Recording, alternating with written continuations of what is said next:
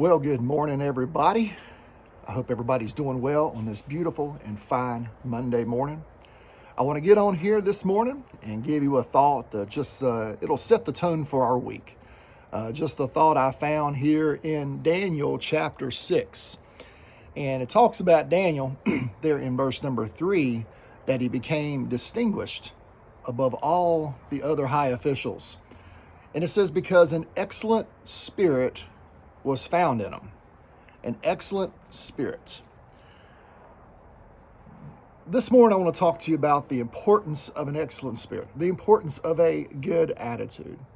When you think about Daniel and all the circumstances of his life here in the book of Daniel, as a young man, being deported to Babylon, away from his family, away from his home, and he had to learn a new language, a new culture, all this. Circumstances against him, circumstances out of his control. He served Nebuchadnezzar, he served Belshazzar, he served Darius.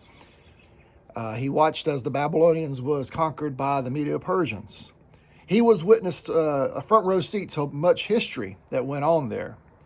But through it all, you find in situations like that, when circumstances are out of his control, he'd had every excuse to have a bad attitude. But you find that he had an excellent spirit. You also find he was faithful. Later on in verse number 10, it talks about the fact that he gave thanks before God 3 times a day. The secret to his attitude was that he was linked with his Lord.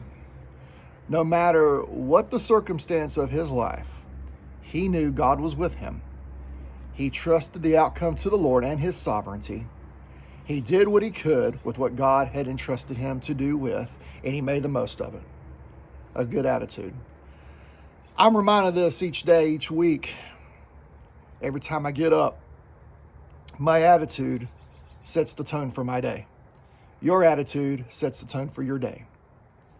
I once read a good attitude can lead to a good day, which can lead to a good week, which can lead to a good month, which can lead to a good year, which can lead to a good life.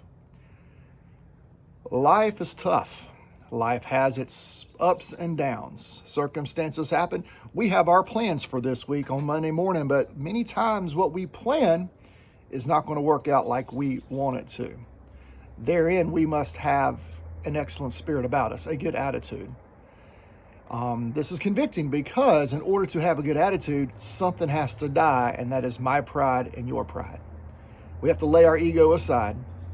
We got to adjust our attitude, and we got to make the most of what God has given for us this day. So the challenge is this. On this Monday, let's go about our week with a good attitude. Hope and trust you have a great day and a great week. May the Lord bless you.